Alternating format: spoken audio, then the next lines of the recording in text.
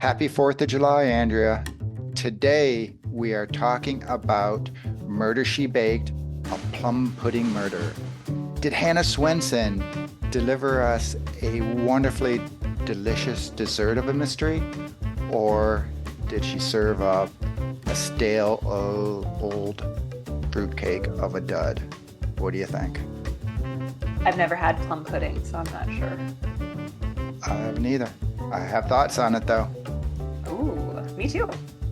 This is Eric, This is Andrea. and this is Hallmark Mysteries and And more. more.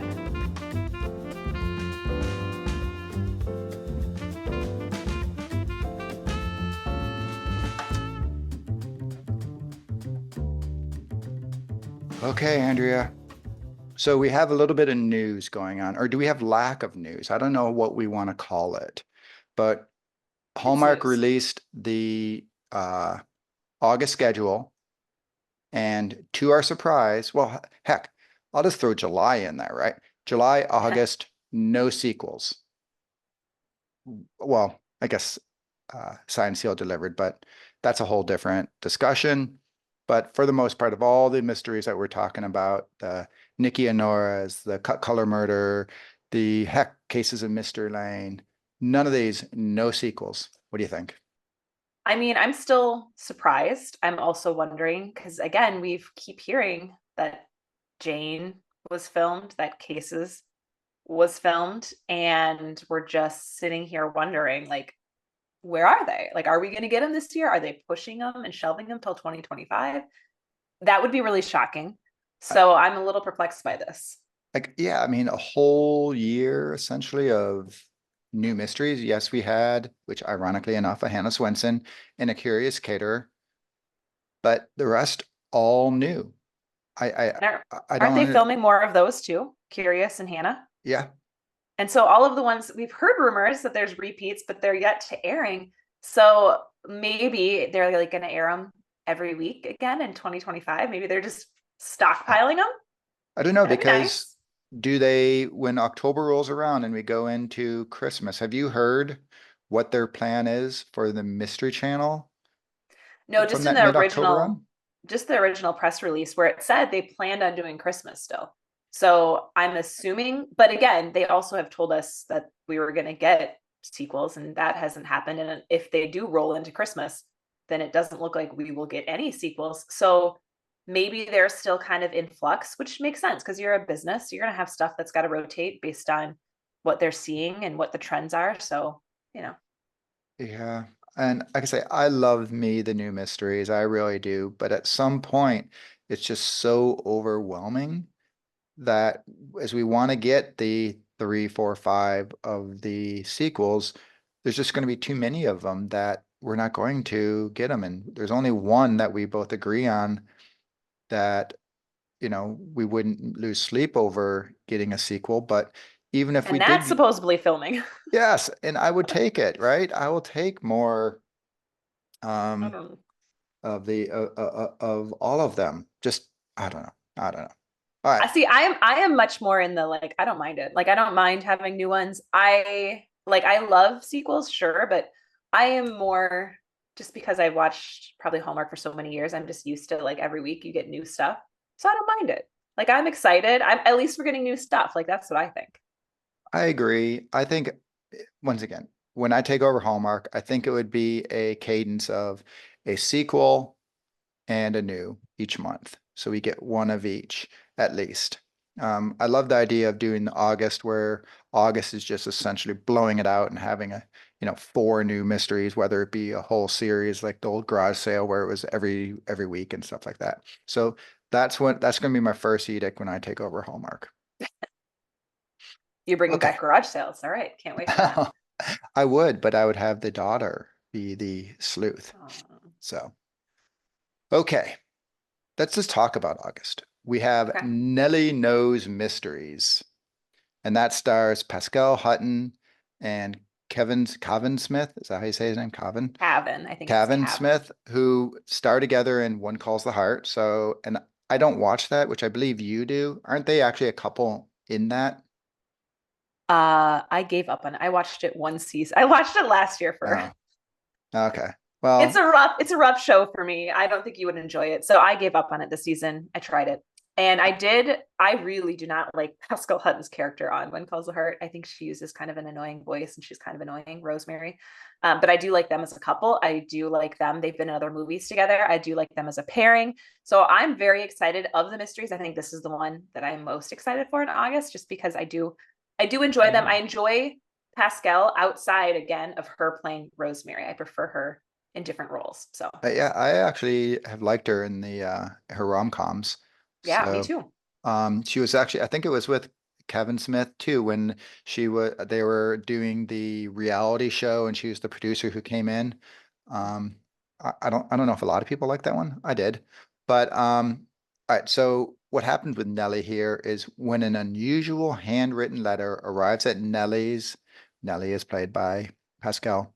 At Nellie's office, she identifies the handwriting as belonging to her childhood friend, Delilah, claiming her boyfriend Blake is being unfaithful. Determined to help, Nellie wants some answers and rushes to Blake's home, only to find his dead body.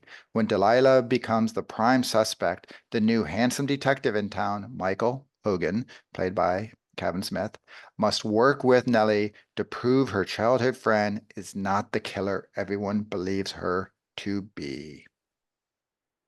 I don't know, I find it kind of a corny one, but you're I was excited. just gonna say, I'm like, well, that doesn't make it sound super exciting.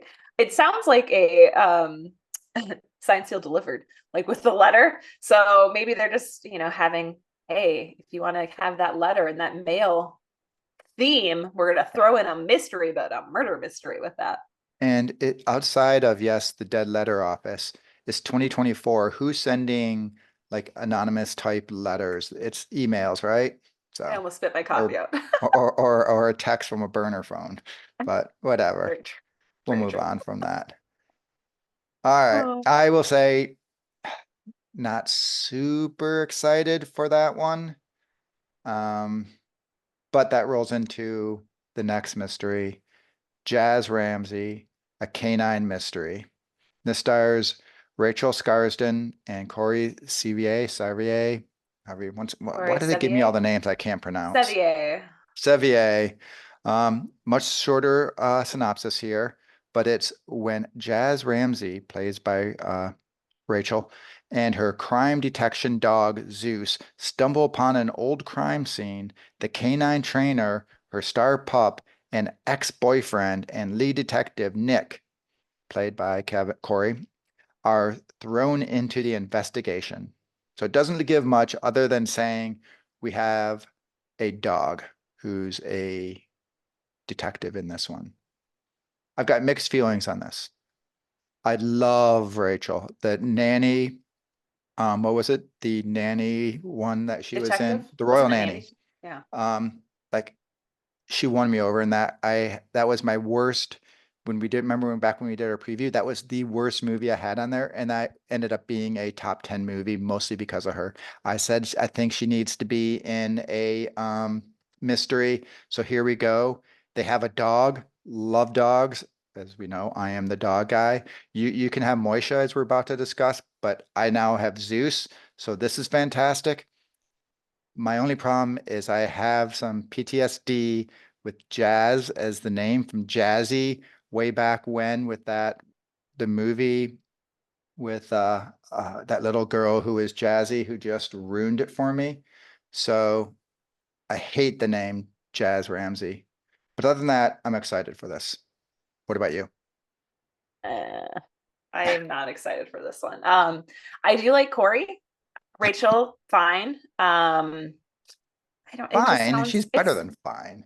I mean, I'd have to see her more. Like, I thought that movie, that was not my favorite movie. Like, you loved it. I know people loved it. It was not my favorite. She like So Christmas Island, which theoretically should have been a terrible movie, ended up being a cute movie. that was the Andrew Walker one. Yeah. Not great, It's but it cute. ended up I mean, being actually, I liked that one better than I should have. right. So yeah, she's fine. Like, again, I'm not like, you have your people that you love. I have my people. Like, I don't love her. I don't hate her. Like, she's fine. I really enjoy Corey usually. So am excited for that. If it was a crime fighting dog, you would, or excuse me, cat, you would be all like, "Oh, this is No, the best movie I've ever seen." As no. little jingles goes around solving crimes. No, that doesn't, that's where the animals, I have a tough time just kind of being like, yeah, that's going to be our premise is around an animal sometimes. That doesn't, that loses meaning. Like Moisha in Murder She Baked, just enough scenes. Like you just sprinkle them in like that. We don't have to have them in every scene and have it to be a focal point. That's my philosophy. I will say I'm going to talk about the book a little bit, but Moisha is a main character in the book this this episode.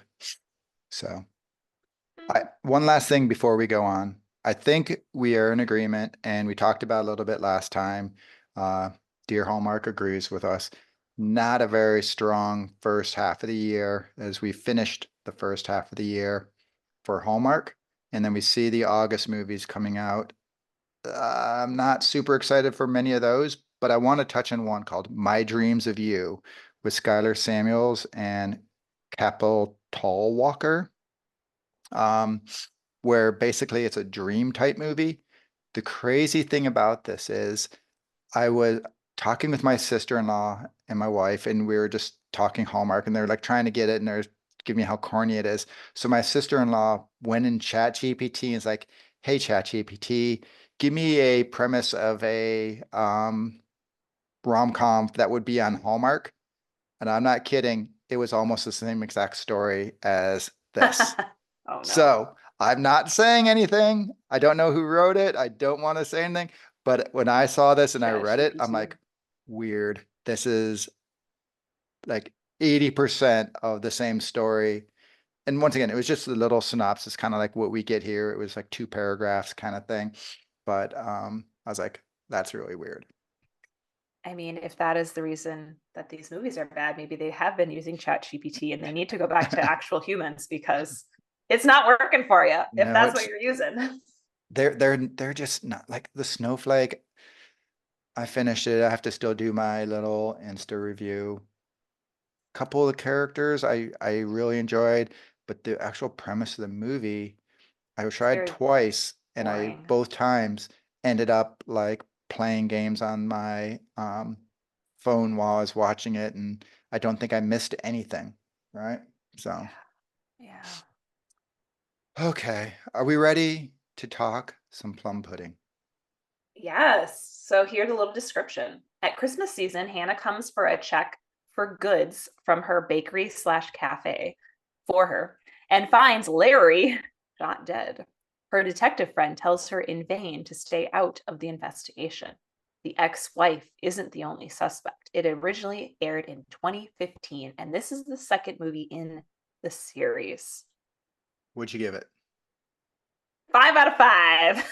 Whoa, whoa, whoa. I was not expecting that at all.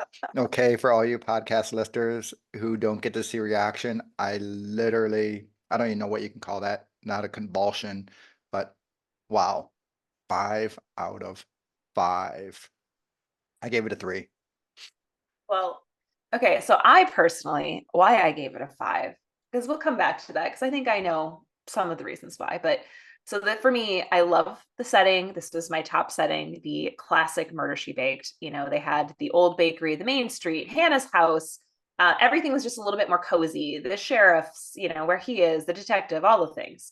The mayor is in this one a little bit more. It's the local towns lady in the cookie jar chatting it up, and we get to hear their conversations. The Of two old course, I love ladies? that. Yes, Yeah. yes, I love that. The assistant at the cookie jar, she has much more of a predominant role, I think, in the earlier ones, and then they kind of have fizzled her out. I think Andrea, everyone loves Andrea and her, you know, husband, who also hasn't been in these last few movies. So Right. once they Where's kind of, Bill? I know he's been gone. So I really like Bill as well. So having them in it together, awesome. Dolores, she's delightful without being over the top. So I found it to be just the perfect amount of Dolores. Whereas maybe that last movie, as we said, she is teetering on the where is she going. So I hope they rein it back in a little bit because she's delightful in this one. Yeah, I really enjoyed it. I think the one thing that I found really funny was just as we had talked about in the oh, what was that one called? Now I'm blanking. The one that we just reviewed on the island. Jesse Metcalf's. Oh, the Martha's Vineyard. Yeah, Martha's Vineyard. So how we talked about the banking there. And now the banking information here. Small town banks are not going to be like, hey, how much money does Eric have in his account? Let me know. And they're like, oh, this should cover your check. Oh, this one will not. Does he have anyone else on that checking account? Oh, yes. Well, who is it? Well, I can't tell you that information. That draws past the line I made. Like what? Like Yeah, so I so found that scene to be, again, I'm like, the banking is not, I mean, realistic, because even in a small town, they're not I going to give heard out that's that how information. banking goes in Minnesota, though. No, that is not, because I am from a small town in You Minnesota, go, and I no, want you to go this weekend, go to the bank and ask them I for don't, some information on, actually, I don't even know if you can go in banks anymore. It's like you ATM and can. online banking, but Well, here in small town Minnesota, you can, but I don't know if our bank is even open. I think they shut. A lot of the businesses shut in our small town, so they're not. I will I'm say not sure. I will say all the actual bricks and mortar banks around, which we used to have like five, are all now converted. One's a pet store, another something else. Oh, They've all turned into wow. other. We don't have any banks, actual banks around me anymore. I have to drive like 20 minutes to get to an, if I actually have to go to a bank. Wow. Yeah. I guess it makes sense, but wow. So maybe that's why the small town. I think it still is open because, small town people like my dad, he still likes his cash, still likes to go in there. So does So, Larry. you know, yeah, Larry likes to get his cash in there too. Wait, is your dad So, running? Is your dad doing some like shady booking, whatever, bookkeeping, living in that no, cash world? Okay. no, like he just likes to, I don't know, he likes to have cash. I don't, they're farmers. I don't know what they I do. think you I need to don't go to the ask. bank and ask if your dad has a secret account.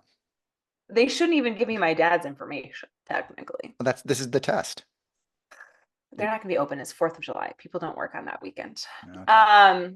Now for you, we had mentioned this before. So you just don't like Murder She Baked. You prefer Hannah Swensen. Is this I do. ringing true? I think so. I will say I was surprised that I very much liked Hannah. And the three, for me, I guess I'll quantify this. I the three for me means it was good, right? It wasn't one of the great ones. For me, I don't even think I gave Cases a five or Nikki and Nora a five.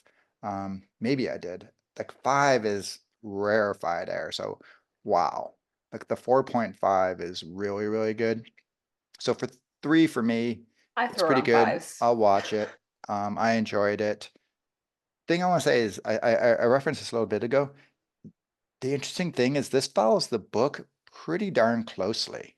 It's got the same characters, the same basic plot. It takes you through the thing. Obviously, it condenses and merges some things to make it fit for the movie. But I was surprised because usually the books and the movie have like a couple things maybe in common, but for the most part, there's really no correlation other than a couple key characters. And some of them not even like grilling with Curious Cater. I mean, that took one tiny scene and made it the big thing of the entire movie. Um, I will say though that Aurora Tea Garden, at least the early, I haven't seen a ton of the Auroras, but they did follow the book, Murder Club, whatever that it was, pretty darn close too. But so I was surprised. The other thing I'll say with this is actually the 12th book, while it's only the second movie. So there's a lot of different dynamics in that aspect. And in this one, we ironically get introduced to Bradford, comes in there. And then two other things I'll say about the book. Number In the one, book. yeah, the book, yes, Okay. that they make fun of how awful plum pudding actually is. And so Hannah's like, well, what I'll do is I'll just make a variation, which they called Minnesota plum pudding. So I'm sure you would like it, that everyone likes. But apparently, yeah, they're like, plum pudding is the worst. It's terrible. No one's ever going to want plum pudding. And they didn't really make it, they made it seem like plum pudding is quite yummy. I don't even know what plum pudding really is. I guess I could get on Pinterest and find out. Um, but according to the book, we wouldn't want to. And then the last thing, and this is the book, and I don't know if they do it in the movie, they drink coffee at all hours of the night. It's like 10 o'clock, they're getting home. It's like, would you like a cup of coffee? Sure. I don't drink coffee. You drink coffee. But I can't imagine down in, a mug of coffee at 10:30 at night is really going to let you get any sleep. So I don't think they sleep in Lake Eden because they are just drinking way too much coffee. I have a rebuttal to that. Minnesota, what do we have? We have a lot of Scandinavians. So what do they drink? A lot of coffee. And Like, you know what my dad does at 10:30 at night? Yes, he will. He'll have a cup of seriously? coffee and go right to sleep. So as will my grandma, who is 98. So it literally in the genes. Now my brother is not there yet because I asked him that before he was going to drive back. Now he lives 2 hours away, and I was like, "Do you want coffee?" He's like, "I'm not quite at dad's level yet." So he is not built up there. He's not old enough to get to that threshold. He said, he's like, "I will be up all night if I drink some now." And that was at like, well, that was at 9 o'clock at night. So See, that's like funny because that's the opposite. When I drink a Mountain Dew, right? I used to be able to drink a what? 6-pack of Mountain Dew at Oh, ew. whatever 8 o'clock at night and go to sleep no problem. Where now if I have a Mountain Dew after like 2 o'clock in the afternoon, it will affect me going to sleep. Okay, I guess you Minnesotans are drinking your coffee all all day long. Interesting. Yeah, yeah. Especially Okay. at a wedding. Like if he had something to drink, like my dad, I've never seen him drunk, but he, Because he's he'll drinking too always much coffee. he'll finish the night with coffee. That's what you do. All right. Well, I remember like when I was young, like after we would go out to dinner and there would always be afterwards Coffee. The the after waiter dinner waitress coffee. would come up with like, oh, you want a coffee? And my parents would be like, sure. But Yeah. See, it's a all thing, right. Eric. All right, let's get back to the Well, movie. what do you think of the mystery? Well, hold on. I'm getting back to the movie. Oh, you still got I more? talked about the book and coffee. I didn't talk about the movie yet. I Well, I thought I that will was your hot say take. Barbara Niven and Alison Sweeney totally pull off a believable mom and daughter. Way too often in Hallmark, we see like the parent be, I don't know, like 7 years older or something like that. But if you look at them, like the appropriate ages, they look like each other. I think their mannerism, like they just do a fantastic job of that. And that carries through, the murder she baked through the Hannah. As you know, Barbara Niven's Dolores is one of my favorite characters, so love her. Alison Sweeney, I really actually enjoyed her in this, and I'm I like Alison Sweeney, and this will sound really bad. I don't think she's like for me the one who I'm like, oh, Alison Sweeney's the cutest of all Hallmark people. Um, but I'll say in this one, she brought it. She was very adorable, and like her date outfits, hubba hubba, Hannah. She knew how to dress for her dates. So God, Eric. I Oh, liked it. jeez. Whatever. Alison Sweeney was adorable in this movie. I also get why everyone likes Andrea because her character was funny. She was kind of like the Dolores in Training, right? When she's like looking out the window when Norman's saying goodnight to her, and as soon as she comes in, she starts grilling her. So I found Andrea just very adorable until the end of the movie when she stole the spotlight. Carrie and Earl announced their secret relationship and everything's out there. And then Andrea's like, oh, by the way, I'm pregnant. Put the attention on me. Didn't like that, but whatever. You don't like small town banking. I don't like spotlight stealing. So there's that. And then the last thing, we're talking about the unbelievableness. I want to go to this charity auction because 6 months of dry cleaning for $70. Holy smokes. I'm like a month worth of dry cleaning is $70. So I will take 6 months of dry cleaning for $70.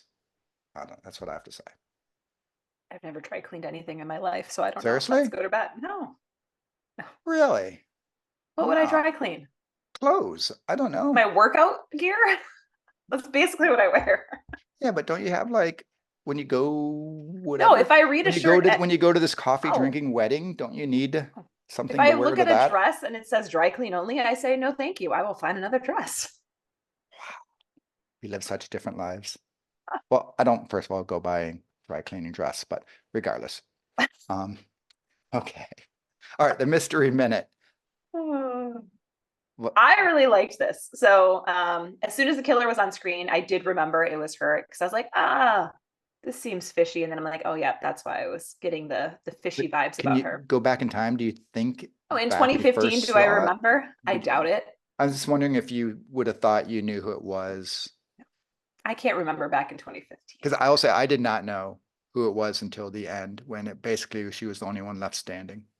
I mean, that was so I doubt it because she was not someone you would have originally suspected because to get there were so many roundabouts like, oh, it was my dad. Like she didn't, that information was not, told to us at any time during the movie. So there is no way, I don't think you would have been able to Right. guess that just because we didn't have the information we would have needed to even remotely put her to Larry. Well, you could So have thought her name was, oh wait, her name's White, or excuse me, Bianca in Italian. Wait a minute, I get it, I get it. yeah, no, I am not Jessica Fletcher. Or Hannah for that matter. No. So I did not I loved though the scene when like you basically knew it was her. I thought it was so well done. Now obviously I watched it on the Hallmark Now app, so there's no commercials, but just it was great how they filmed her sitting in the chair watching like the auction, and then the music was playing, like whatever Christmas music, and then they had the door open, and then they had her like turn towards the door and it slowly closed, and you just knew she's gonna go after Hannah. And like it would have been a cut to a commercial break, and I'm like, that was great editing. Like that whole scene, I mean, set up the ending perfectly. Because then if you were kind of drifting out, that moment you would have been like, well, now I'm in. What's going to happen now? So I loved that editing part at the end, that reveal of like, it's her. And I had actually that in my notes as well. But then even when she confronts her, like the ending was full of action. I thought, the shooting, the fighting, the wrestling around and all that. I thought it was a really good ending because sometimes they just rush into the ending and Yeah. everything there. But I thought you're right. They did a really good job with that ending.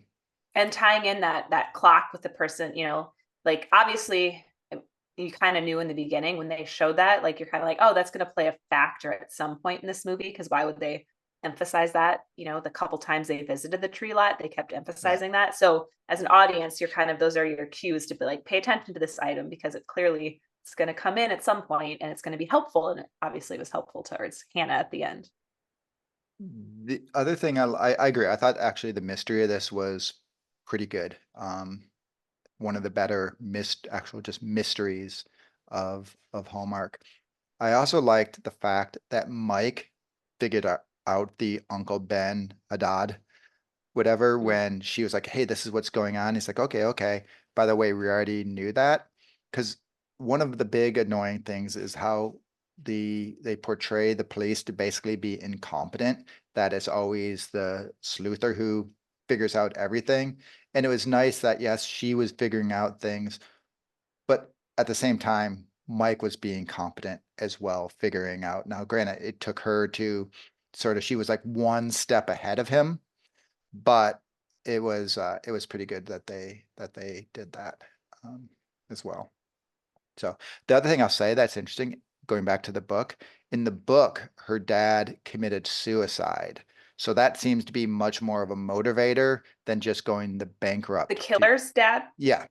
So Okay. in this, she said, oh, he died of a broken heart because he had a heart attack. And I think in 2015, Hallmark wouldn't say anyone Suicide. committed No. suicide. So that's where they, twisted it, or where, of course, in cases they have a suicide, right?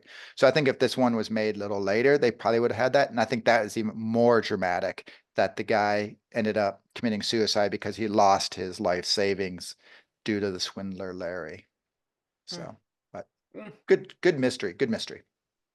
Well, I think for me, for the romance, kind of switching into that, like this is prime. Obviously it's movie number 2, but it's prime Mike versus Norman.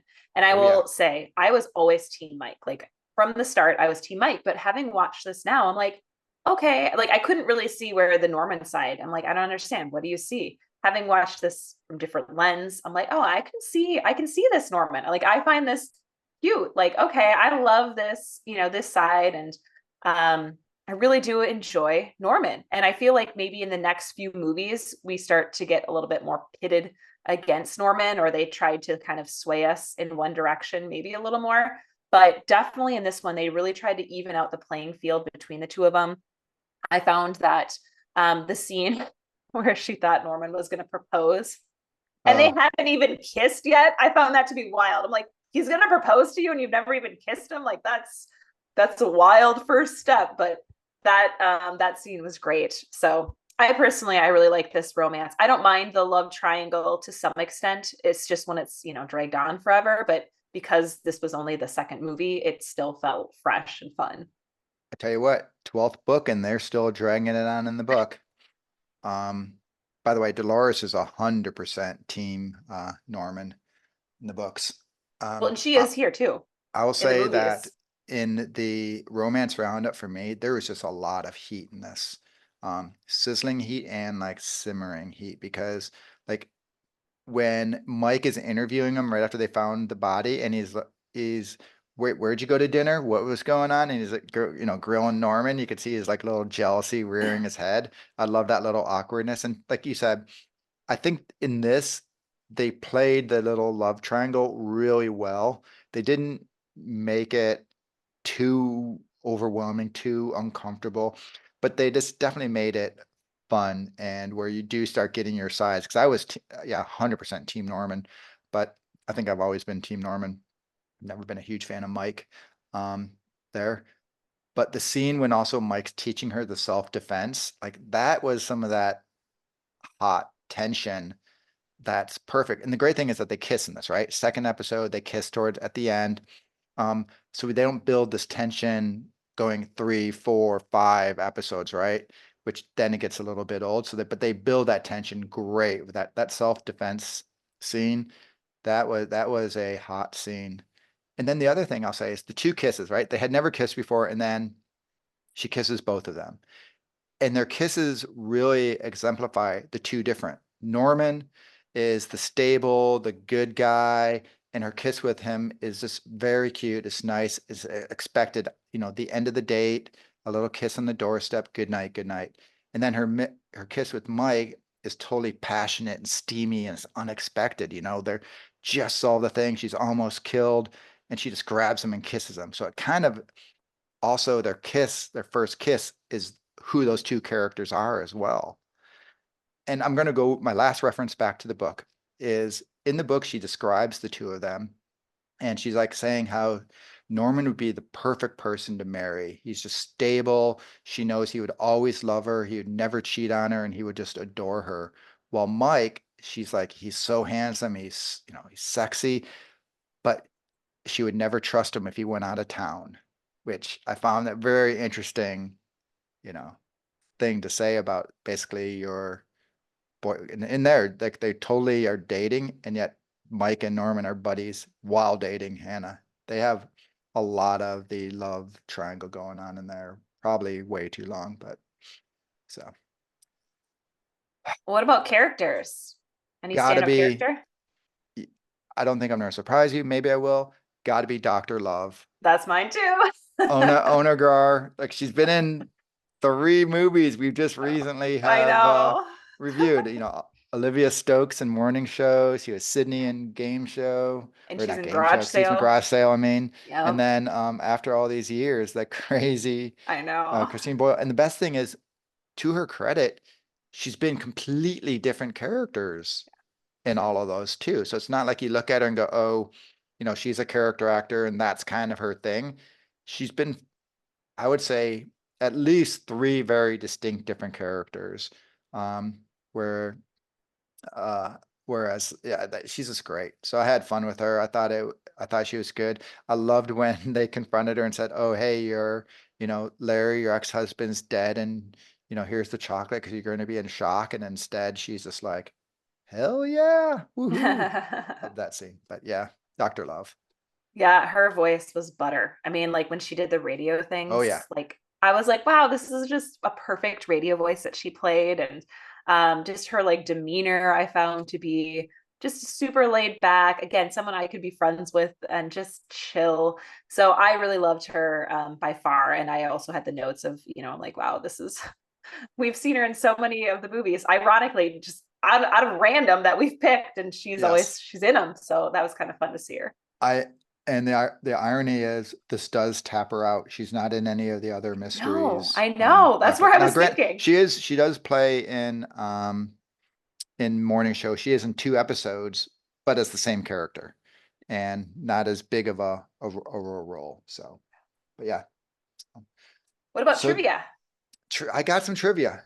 Oh, good. Uh, I don't have much. I've got a little Minnesota trivia for you, Oh, where H. David Dahlquist, the founder of the Nordic Ware Company in Minneapolis, Minnesota, invented the aluminum Bundt pan in 1950.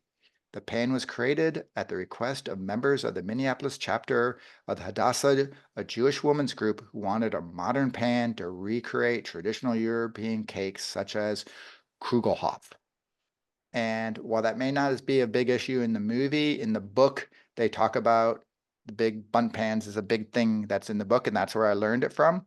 And so I was like, well, I got to drop a little Minnesota trivia on Andrea because she'll enjoy it. So I wrote that down. So now you know that the Bundt pan comes from Minneapolis. and I know exactly where that Nordic Wear headquarters are because I used to rent space from a gym and train clients right Oh, really? behind, yeah, the Nordic Wear. It's in St. Louis Park if anyone's local, and they do tours and they open it. I don't know if it's once a week or once a month, and so you can go in and get your pans and Nordic Wear baking gear directly from them. So I'm fun guessing little you've fact. never been there to see the I original have Bundt pan. never. I always thought about going in there because I think my mom likes their products, but I never went in there. Well, there you go. And then my other So one, which is back to the movie. You know, when Hannah at the very end, she gives the surveillance video to Mike and he's going to look at it. And then Bill's like, oh, yeah, here, you know, we got a lot of, or Larry's a bad guy. And then she sees the suspect list written on the wall, on the whiteboard there. Three of those names there, Matthew Brunt, Warren Fulton, and Chris Fisher, who are all suspects, are actually crew members of the movie. fun. That's cute. So you've got like the main people there, right? But then the other three who are filling in are crew members. That's cute. I love those. Well, mine is like a repeat, but in case, because I know not everyone always listens to every episode. So in case you didn't know, why did it switch from the murder she baked to Hannah Swensen? I figured I'd throw it in here. Especially if you're new to Hallmark and you're like, oh, there is a switch. So there is a switch. And it was just because they had the rights, kind of the executive producers, they had new people come in, the old regime left and took out some of those people. So they lost some of the rights. So they had to completely remake sets and kind of redesign. So hence why if you do watch Hannah Swensen, you're like, oh, this looks different. That's why I didn't rank that setting as one of my top because it is a different feel, a different vibe than the murder she baked. I will say I was thinking about that. And the front end of the cookie jar is definitely cozier, but the back end is still a pretty industrial looking kitchen, It's the front end that for me. right? It's the, So yeah. I was thinking it was just like all much smaller, because like I said, I hadn't watched a Murder She Baked in years, so I didn't have a good recollection. But I was surprised when I first saw. I'm like, wait a minute, that's still, you know, the whatever kitchen. But yeah, definitely the front when you see like the characters just sipping on their coffee, it's definitely a more intimate setting. Well, what about Hallmark and Chill? What recommendation is similar to this one for you? You know, I'm not, I wish I could be more clever, but I got to go with Curious Cater just because I think if you like this vibe, you'll like the vibe of Curious Cater because it's very similar as well. Though they do drag out the relationship a little bit more, but there's not a uh, love triangle. But you know, the baking theme and things like that are very similar. So I just went with Curious Caterer. All right. Well, my Murder She Wrote recommendation. I was going to do one just to get you because I will say, and for everyone listening, yes, I am actually getting into Murder She Wrote and Very excited. watching them, seeing Jessica because as we said, I'm like, how many people can die in Cabot Cove? And yes, I'm discovering no, that woman, she's got like definitely some frequent Travels. flyer miles She to her travels. thing. She does travel. I wouldn't want to be her traveling partner because someone ends up dead wherever she does go. So. It's But very all true. right. So where's Jessica take us that Hannah would to? Well, so this one is, oh, I was going to read you the description. Now I clicked on the wrong button. So this one is going to be season 9, episode 14, and it's called Killer Radio. And while on a book tour, Jessica agrees to guest on a local radio talk show that has feuding co-owners. And when a murder takes place, Jessica helps sort out the tangled webs of confusion. Now, this also takes place in the Midwest, which Jessica doesn't actually go to the Midwest a ton. So we have that kind of Minnesota Midwest connection as well in this episode. I do enjoy this episode. It's got a 7.5 rating on IMDb. For later seasons, this is I think it's a pretty decent episode. So for those, because I know I did get some DMs with people who also just started watching Murder, She Wrote because of our recommendations, and then also lifelong fans. So that would be the episode to check out next for those who like to play along with me. Okay, I'll have a question about this. Yeah. I feel obligated to go in order. Yeah. Now, do you think that serves me right, or should I just be going randomly all over the place and just because like I'm not watching it on TV because I'm like, oh, I'm not there yet. I've got to go through, through Peacock so I can see it in order. I don't think it would matter because there is some character development, but like if you have the premise of who kind of her main people are, you can kind of bop around from one to the next, because when she travels, like in the Midwest, it's just her. Like there's nobody that you would know who is in this, episode that traveled with her. So when you told me 9, I got a little anxiety going, all right, well, I'm going to be hitting that about this time next year then. So well, no, you can hop onto it right now and catch it again in a year, but so there's not oh, by the way, it's I believe it's 7 days until Christmas in this movie, in the movie, whereas it's 10 days until Christmas in the book. So there's 3 extra days of shopping to be had in there, and crime solving.